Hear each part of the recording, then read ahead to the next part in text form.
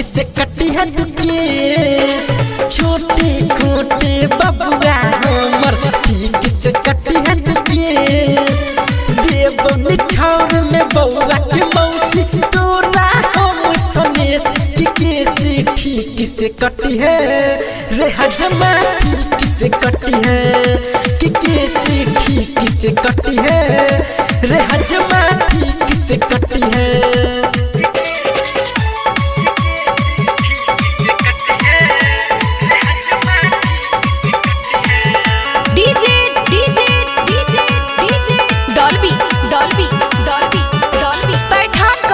सकरी सकरी सकरी सकरी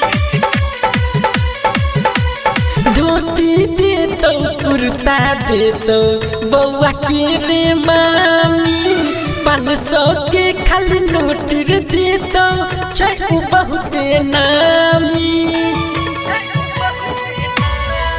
हाँ धोती दे तो कुर्ता दे तो बउआ के रे मामी, 500 के खाली नोट दे तो चाकू बहुत नामी।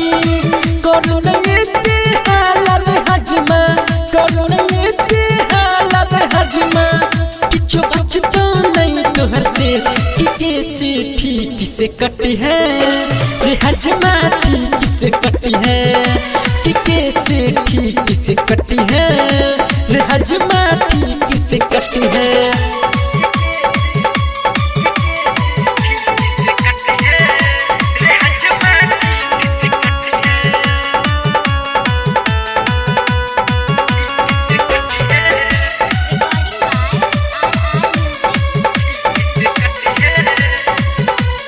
खुशी से खूब नाच रहल छे बउआ के रे बाबा, गामे गामे बैठ रहल छे पेरा खुआ माबा।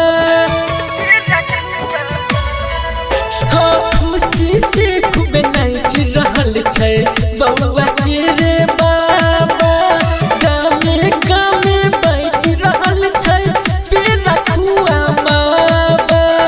प्रीतम प्रेमी कह जो तोरा, प्रीतम राजा कह जो तोरा, किछु देबो तोरा विशेष कि कैसे ठीक से कटी है रे हजमा, ठीक से कटी है कि कैसे ठीक से कटी है रे हजमा, ठीक से कटी है।